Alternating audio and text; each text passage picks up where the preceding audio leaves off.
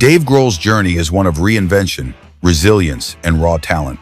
From pounding drums in underground punk clubs to leading one of the biggest rock bands in the world, he never stopped evolving. His story goes beyond music. It's about survival, purpose, and passion. From Nirvana to Foo Fighters, this is how Dave Grohl became a legend.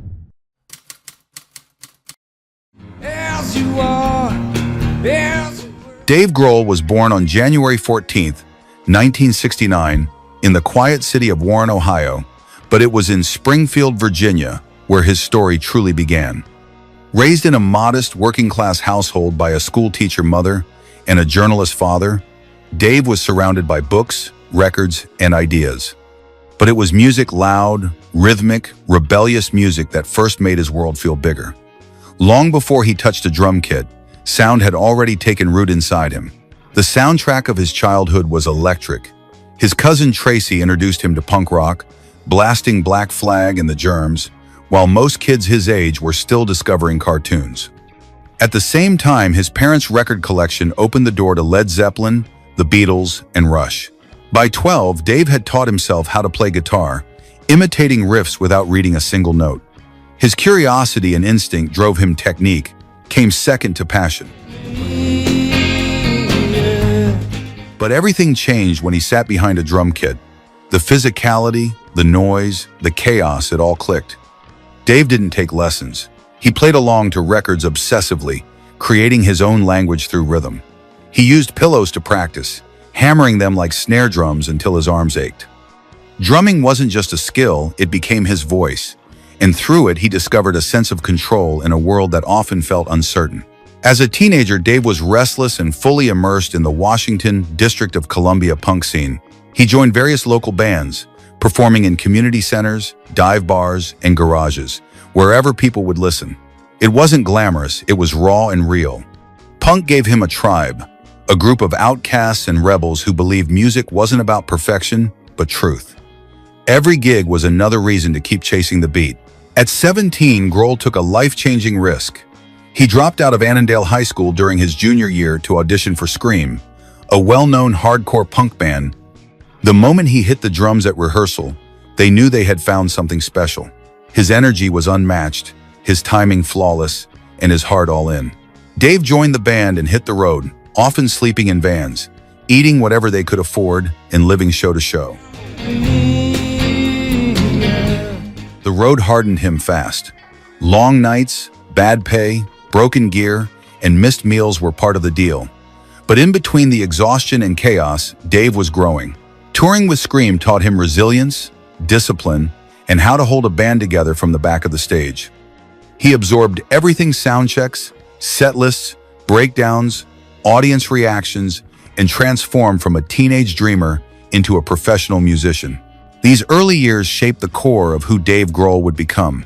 Behind every later success, every hit, every headlining show, there's the kid from Virginia, sweating through club sets, playing until his hands bled, and never once considering a backup plan.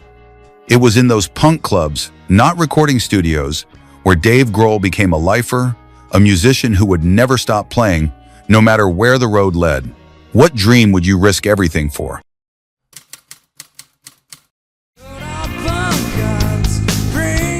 By 1990, Dave Grohl was a 21-year-old drummer with calloused hands and a worn-out passport. After Scream suddenly disbanded mid-tour in Los Angeles, he found himself at a crossroads. He had no plan, no band, and no clear path forward. But music was never just a job for him, it was his lifeline.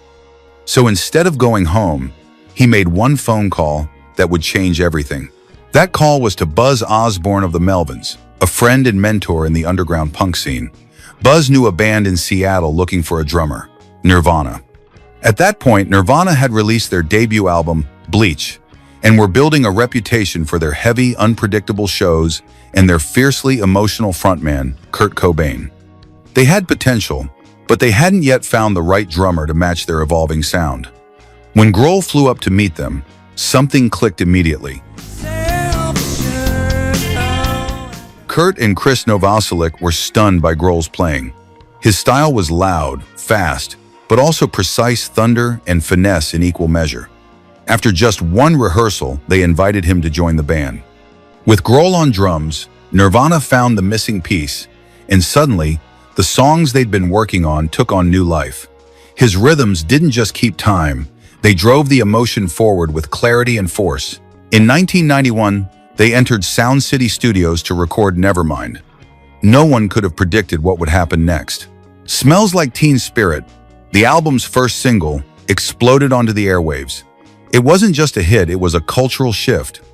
Nirvana's sound, a blend of punk aggression and melodic depth, defined what would come to be known as grunge. And Grohl's drums, tight, explosive, and full of urgency, became the heartbeat of it all. Within months, Nevermind had knocked Michael Jackson off the top of the charts. Nirvana had gone from underground rebels to the face of a global movement. But behind the scenes, the pressure was immense. Fame came fast, and it came hard. Grohl was still adjusting to life on a tour bus, and now, suddenly, they were headlining arenas, swarmed by media, and dissected by critics. For a kid who'd grown up idolizing rock stars, becoming one was a disorienting reality. Despite the whirlwind, Grohl remained grounded. He was the quiet one in the band, often observing, taking mental notes, staying humble amid the chaos. But musically, he was thriving. His dynamic playing on tracks like Lithium and In Bloom elevated Nirvana's sound into something massive and primal. He wasn't just a background player, he was the foundation. Without Dave's drive behind the kit, Nirvana wouldn't have hit as hard or lasted as long. The years with Nirvana were brief but transformative. They changed Grohl's life forever and placed him in the eye of a cultural storm. He had arrived, but not without scars.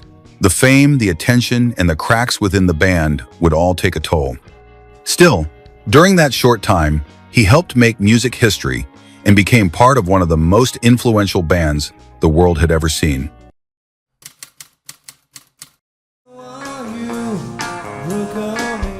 After the devastating death of Kurt Cobain in April of 1994, Nirvana came to an abrupt and painful end. For Dave Grohl, the grief was overwhelming. He disappeared from the public eye, emotionally wrecked and creatively paralyzed. Music, the thing that had always saved him, now felt like a reminder of what he had lost. In interviews, he would later say that even listening to the radio hurt because every sound brought him back to a life he thought he'd never get back. Months passed in silence. Grohl received offers to join other bands, including high-profile groups, but he turned them all down. He didn't want to be someone else's drummer again. He needed to find out if there was something left in him worth sharing, not just as a player, but as an artist. In late 1994, he booked time at a small studio in Seattle. Armed with a guitar, a few unfinished songs, and a head full of doubt, he began recording. He played every instrument himself: drums, guitars, bass, vocals. It was an act of quiet courage, not a master plan. The result was a raw, melodic, emotionally charged collection of tracks, full of energy and heart. Unsure of how it would be received, Grohl released it under a band name to deflect attention from himself. Foo Fighters. The debut album came out in 1995, and the response was immediate and positive. People didn't just like it, they felt it. What started as a solo project quickly became something bigger. Grohl assembled a full band, including former Nirvana guitarist Pat Smear, bassist Nate Mendel, and drummer William Goldsmith. The chemistry was natural, the sound evolved, and Foo Fighters became a living, breathing rock band. It was no longer about surviving Nirvana's shadow. It was about building something new, with its own voice, its own power, and its own message. In concert, Grohl stepped forward to the microphone with the same fire he once put into his drums. His stage presence was electric but never arrogant. He wasn't trying to be a rock star. He was simply doing what he loved with everything he had. Foo Fighters was Dave Grohl's second chance, and he seized it with both hands, turning grief into growth and proving to the world that he wasn't just the drummer from Nirvana anymore. He was a leader.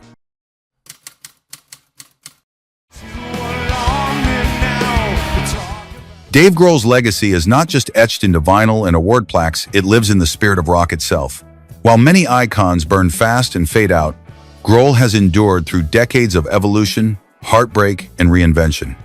He embodies the idea that real musicianship is about more than talent. It's about presence, purpose, and persistence. In a music industry defined by cycles, Grohl remains a constant, pulsing through its veins with integrity. His influence spans generations and genres. From pioneering the grunge explosion with Nirvana to redefining modern rock with Foo Fighters, Grohl has proven time and again that he can evolve without ever betraying his roots.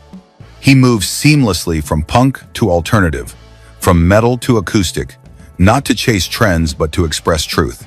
He made it okay to be both aggressive and emotional, both powerful and vulnerable, changing how rock music tells its stories. Grohl's collaborations are another cornerstone of his legacy. He shared the stage and studio with legends like Paul McCartney, Lemmy Kilmister, David Bowie, and Tom Petty, while also lifting up modern artists like Queens of the Stone Age, Nine Inch Nails, and Them Crooked Vultures. His ability to blend into any project without dominating it is rare. He's not a guest star, he's a creative engine, someone who shows up with humility, fire, and a clear love for the craft. Yet Grohl's impact goes beyond music itself. He's become a cultural figure who represents resilience, empathy, and joy. His Sound City documentary didn't just celebrate a recording studio, it honored the analog soul of music making, the imperfections that make it human. In Play, he pushed himself to record a sprawling, 23-minute instrumental track, playing every instrument alone not to impress, but to explore. These weren't vanity projects, they were love letters to the process, meant to inspire and teach. Grohl is also one of rock's most visible advocates for community. He champions small bands, fights for venues, celebrates road crews, and never forgets the people behind the scenes. His interviews are full of laughter and gratitude, often telling stories that humble rather than glorify. He wears his success lightly, grounded by a past filled with dive bars, van tours, and backstage sandwiches. And that makes him relatable not just to fans, but to fellow musicians still chasing their first break. On stage, Grohl's presence is electric. He plays like every show is his last, screams like the words still hurt, and smiles like a fan who can't believe he gets to be here.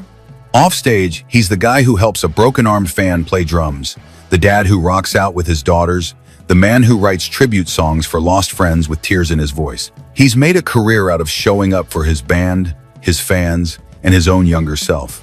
In the end, Dave Grohl's legacy isn't just about music. It's about endurance. It's about how you carry your grief, how you share your triumphs, and how you stay honest in a world that often asks you to pretend. Grohl didn't just leave a mark on rock, he became its conscience, reminding us all that the loudest voices can still be kind, and the biggest stages can still feel human. I've got another confession to make. Every great artist is tested. For Dave Grohl, that test came in the form of unimaginable grief, followed by the crushing pressure of reinvention. Losing Kurt Cobain didn't just mean the end of Nirvana, it meant the end of a chapter Grohl had poured his entire soul into. The world was mourning a legend, and Grohl was quietly mourning a friend, a bandmate, and a life that had ended too soon. In that silence, he could have disappeared forever. Instead, he started over. When Grohl released the first Foo Fighters album in 1995, there was no promise of success. No one knew if fans would accept him as a frontman. No one even knew it was him playing every instrument. He didn't release it as Dave Grohl, he hid behind a band name, unsure if people would listen without judgment. But people did listen. They connected with the urgency, the honesty, and the undeniable spark in the music. He had turned loss into momentum, channeling pain into creation. But growth didn't come without struggle. In those early years, Foo Fighters went through lineup changes, public criticism, and the shadow of Nirvana hanging over every step. The pressure to prove himself wasn't just external, it came from within. Grohl has admitted that part of him always felt like the underdog, even as stages grew larger. Yet every album, every tour, every sleepless night on the road built something real, something earned. As the years passed, Foo Fighters became more than a band. They became a symbol of perseverance, of how art can survive tragedy. Grohl didn't abandon his past, he carried it. He paid tribute to Cobain not by reliving Nirvana, but by honoring its spirit in everything he created. He refused to let heartbreak be the end of the story. He let it become the fire that pushed him forward. Confess, someone get in the best. That's where the greatness comes in, not in the fame, not in the Grammys, not even in the anthems sung by thousands. Grohl's greatness lies in how he kept showing up. How he picked up the pieces, rebuilt his identity, and poured his truth into the songs that helped others heal too. He taught us that adversity doesn't erase who you are, it reveals it. And from those ashes, he didn't just rise, he led. Dave Grohl's story isn't just one of survival, it's a masterclass in evolution. From quiet beginnings in Springfield to chaotic fame in Nirvana, and from private grief to global stages with Foo Fighters, he has lived every note, every beat, and every heartbreak. What sets him apart isn't just his talent, it's his endurance, his heart, and the way he carries the past without letting it define him. If Dave Grohl's journey has ever echoed in your own through his music, his resilience, or the fire he never let burn out, then this story was for you. Subscribe now to stay connected to the legends, the lives and the lessons that continue to shape the sound of our generation.